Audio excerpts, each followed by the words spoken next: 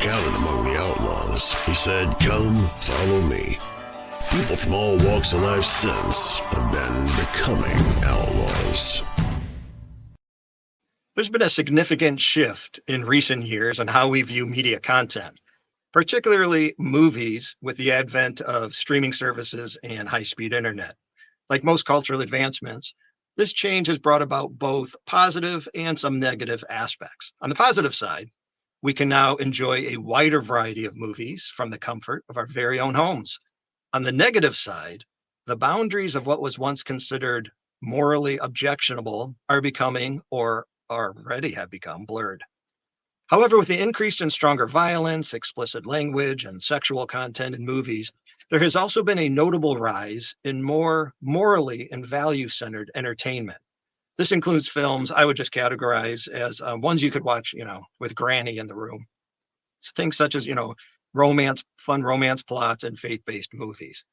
Today we have Chevonne O'Shaughnessy, a filmmaker and the co-founder and president of American Cinema, to discuss this very topic. And welcome, Chevonne. Hey, Ken. How you doing? Good, Good great. to see you. Good to see you. Thanks for joining us. Thank you. What is American Cinema? American Cinema International is, for the longest, it's not American Cinema Inspires, sorry, it's American Cinema Inspires. And we are a distribution company, majority-wise. I mean, we put our stuff through worldwide distribution. We're in every single country. We're in the United States. We're on the platforms. We have our own ACI on the Go YouTube channel, which we have over about 667,000 subscribers. And at the same time, we produce movies. So I'm going to be producing 10 movies within the next 18 months. So that's a lot of movies. So let's talk specifically the On the Go Yes. channel. So if people wanted to, so this was where you would go, if I'm correct, if you wanted to see these kinds of movies, a whole selections of them, right? Hundreds of them. Yes. What would you find if you go to there? If you went to YouTube and then you just searched, how would you exactly find it? You go onto YouTube channel and just put in the letters ACI On the Go. Okay. And there you'll have over about 200 films. All of them are clean, very, Dove approved. So we have the Dove Awards on it that the whole family can watch without having to worry. We were very lucky that before COVID, we had all our movies just put on the platforms. And because everything was clean, we ended up doing really well during COVID due to the fact that the family really liked it and they saw it. So we have been growing. We're trying to get more content and continue on that path of clean content with moral values. Is the market that, well, it must be. I think it'd be surprising to find the market's that strong to be able to produce that many movies. How has it evolved? Was it slow and then it exploded, or what's going on there? I think there's twofold. You said the market has changed. The market really changed when the major studios started doing their own platforms. The channels in the foreign markets or these other places were like going, okay, what's going to happen to us now? If they're going to be putting their own channels, are we going to get the product? Because a lot of the channels internationally were getting stuff from Disney. They were getting the product from Warner Brothers, and they were like the exclusive distributor in those territories. And for at least a year, almost a year and a half, all the distributors were like going, we're holding and we're waiting to see. So while they were holding and waiting to see, a lot of the countries started doing their own films in their own language. So a lot of the spots that we used to be able to get for an afternoon slot on these channels, all of a sudden is being occupied by product of their own, which is the same as ours, except they're made in French, or they're made in German now, or they're made in Italian, which has taken a lot of the big monies out of our numbers. And at the same time, when Netflix came about, Netflix started doing something that was never done before, in that they pay big amounts of monies up front for subscription beauty, but they pay it off in 4 years. See, before I used to go to a market and I would get 20% on signature, and then I would get 80% before I deliver. Now the producers are saying, the channels are saying, well, we're going to pay you that same amount, or a little more, but we're going to pay you quarterly for 4 years. So kind of imagine like a big pool of money, and somebody's going with an eardropper and they're giving you the money. It's taking so long. The banks they want you to pay back their loan within 12 to 18 months. And now you're having to pay interest reserve. It's getting a lot harder. That's right. You sell these internationally. Are there certain countries that are really hungry for this, that it's getting significant traffic in, that's kind of driving it? It used to be. Like I was saying, you could go to get Germany, Italy, France, England without even making the movie yet. You could just put it up there and just tell them an outline or give them a pitch, because I've done so many of them. They would take it automatically for that afternoon slot. And now those afternoon slots are either gone or they're doing their own product. Yeah. So it's getting to be a different way of doing the business now.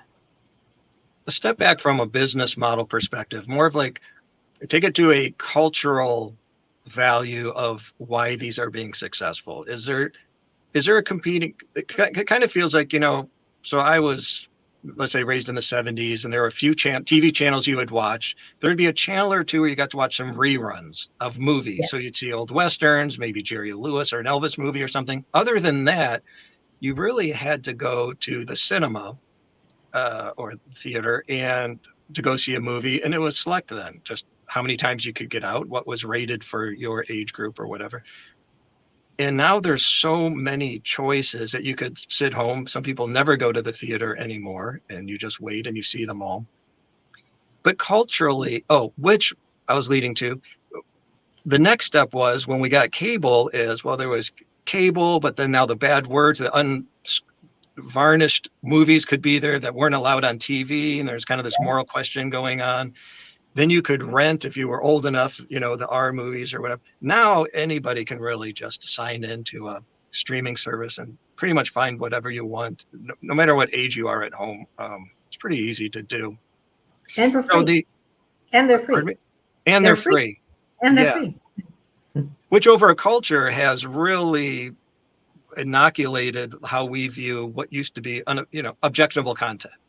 Yes. Way younger kids are seeing what only adults were seeing, just a couple decades ago. With that kind of becoming the norm, more on a cultural level, what's driving the morality? Or has it gone so far kind of in a dumpster that there's just a desperateness for just some wholesome content that's allowing this genre to even exist and grow? I think it's a desperateness. I really do. I mean, in 2008, Cindy Bond and I started Mission Pictures, and that was kind of like the first one in the international market.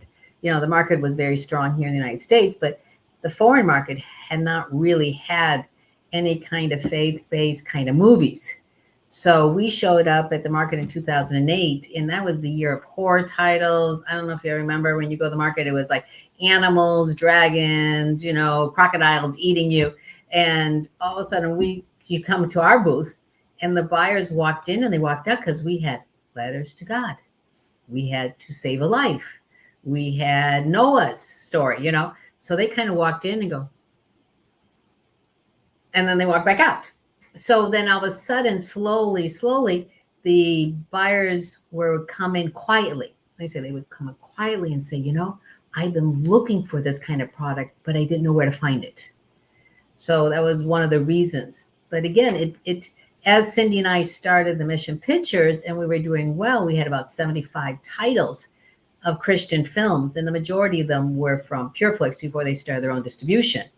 But it was, we learned that if you make it too religious, then some of the foreign channels or TV movies won't be able to air it.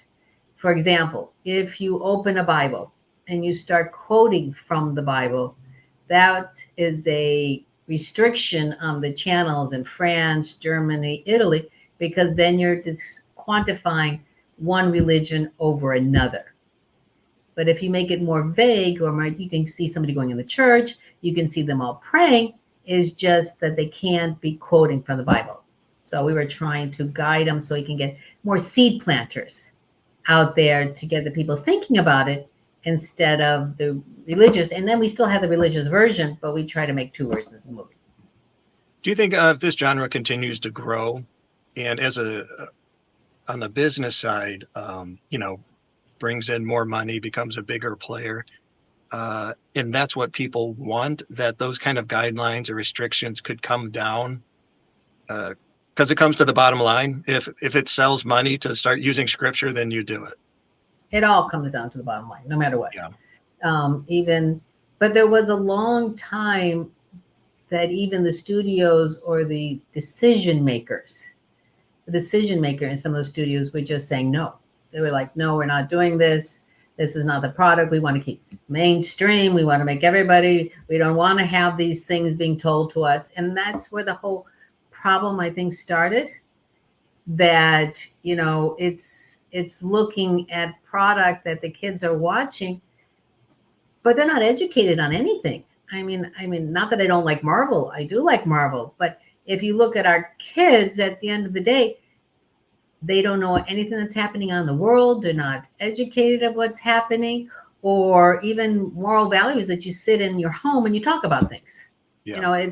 It's now become like a hero that really doesn't exist. I know your background hasn't been totally not that it's valueless, but not faith-based, but just a business background, distributing movies, and you end up in this genre. Did you end up in this genre because it was growing and a good business move? And did that affect your faith over time, or was it the opposite? Did you move into it because of faith and your values? I think I got into the business because I felt like I was pushed into it, not because I was in the film industry. I was more international business. But as I had learned over the 10 years, and we were doing product that was selling worldwide. I mean, we were even putting sales or notices on our office saying sold out. So that means I learned really well the whole world. It wasn't just the United States. We were selling every country. And when I'm looking at my daughter, because I was a single mother trying to raise a child, that I was very busy, and I'm leaving her in front of a channel that I thought was good because it was a Disney Channel. I'm thinking that she's watching product and I don't have to worry about it. I went to Disney. I worked at Disney World, So when I started looking at the content that they were doing, it wasn't that it was right in your face. It was more innuendos that I saw my daughter really trying to change herself because of what was being shown on the air. And I said, if I'm in this market and I'm here, I really want to make a difference of what I'm selling. Not that my action titles had any bad language. They didn't. They were just kind of like a Mission Impossible. Boom, boom, boom, boom, boom, boom. But they didn't have any more things for the children to grow. So that's when I decided to go in a different direction. And then, as you know, God has a way of giving you what you want. And even though I was making my action movies, all of a sudden the $1 we were putting in, we were getting $3 back, was gone. So I ended up, my partner and I were fighting. And then some people go to drinking. I went to a Bible study course and I met Cindy Baum. And that's how the whole thing ended up happening.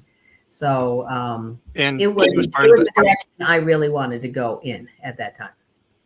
You met her at a Bible study, and she was, did she create the animated 10 Commandments, or what was her role in that? That was, she created that. And when I met her in the Bible study course, she had asked me to take on this film to distribute worldwide. She had domestic, so I had the rest of the world. And I remember looking at Cindy going, Cindy, I don't sell these type of movies. I sell action. I'm the queen of Crash Boom Bam. I don't know what I'm going to do with this. I don't, please, Chevonne, please, see what you can do on it. So I remember going to my partner and saying, we got 18 posters up. We'll just put one of the posters up in our booth. We'll put up the 10 Commandments. We got the voices of Alfred Molina, Christian Slater, and Ben Kingsley. It's not going to hurt us. Let's just see how it goes. And we ended up selling the whole world outside of the United States, except one territory.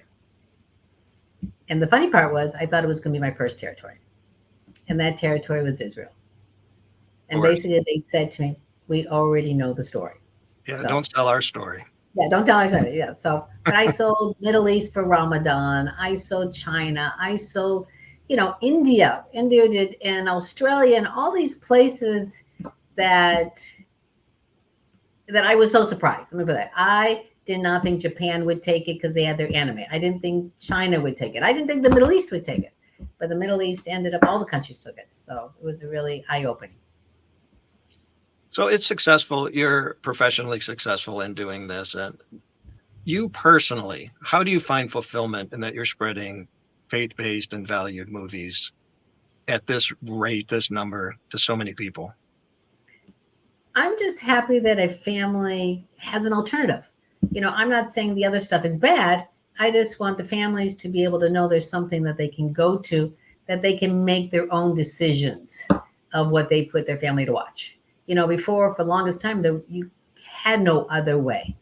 And everything was so hyped up on HBO at that time. Then it went to Starz. So it was nice to know that now we have a choice to go to. Yeah. I find your story, so many stories of people that it just seems to be a pattern, whether it started with Saul of Tarsus, who became Paul, who wrote the New Testament. It's people who never planned to be in ministry or to do things, powerfully around the world. They just had a certain skill, like in your case, a business skill, and God allows them to hone it, to build it, to be successful at it. And then he finds ways to maneuver you to use those skills for probably a divine purpose. That typically seems to be the way it goes. Yes, I agree. I mean, Yeah. Sometimes you're looking at it and you're going, what am I going to do? And then if you listen to them, it comes about. And I've sat in, yeah, and so many Bible studies or groups, and people they have a normal job, and they're at a church sharing. I just feel like I should be doing something. I need to find a job at the church, or I need to be a missionary. I don't know. And I always tell them, just, do you like what you do? Are you good at what you do? Keep doing it, because there's value to that. And it doesn't have to end up leading to ministry, but just the working is, in the Old Testament, they had people that would be gifted masons. Well, then they built great things that God called them to do. And so whether it's a great business person or mason, I just say, anybody listening, if you think, how can you affect your community or your family or the world? Sometimes you just do what you keep doing. If you're enjoying it and you're good at it, that could be your purpose. And one thing I could say is I am so excited. I've been doing this for 34 years. And this is the only thing I want to do. I mean, I love it. I wake up every morning feeling blessed that I get to do, because not only do we make the good movies, but I'm also incorporating charities. Like in some of my movies, I put Habitat for Humanity. In another movie, we put LeBron James, so people can also learn how to give back as well. And we have a big one that we're doing now with the Mercy Ships. And the Mercy Ships are the ones in Africa where they go in and they help these children who have tumors or something like orthopedic, just to give a feeling of, there's something other than war in our lives right now. How do you see this growing or developing the rest of your years in it and possibly past? What would you predict? I think the world wants to unify. I really do. I think the world wants good content. I think it's not just the United States. I mean, sometimes I think we think it's just us, but it's everywhere. And I think they all just want all the families just to be able to be united and sit down and watch. I mean, years ago, like you said, from the 70s, you used to sit down with your mom and dad or your brothers and your sisters and used to watch a movie together. Now, dad goes to one room, mom goes to another, the kids go to YouTube or whatever, I think we lost the communication with one another through this. And that's what I'm trying to get. I want people to sit down, laugh, joke, see what they liked, what they didn't like, and just be together as a family. Right. Well, thank you for your work. And how could people support what you're doing? Is going to the YouTube channel? I'll have this in my notes, but the website, the YouTube, is that what they can do? Is there anything more? I would love they would join and subscribe to our ACI on the Go YouTube channel. That would be fantastic. If anybody wants to follow what I'm doing, I have an Instagram where I'm telling everybody every day the little things that I do to make these 10 movies and how we're doing. And if anybody wants to DM me and ask me questions on it, I'll be glad to answer. All right, great. Thank you, Chevonne, for your time. Thanks. Counted among the outlaws, he said, "Come, follow me." People from all walks of life since have been becoming outlaws.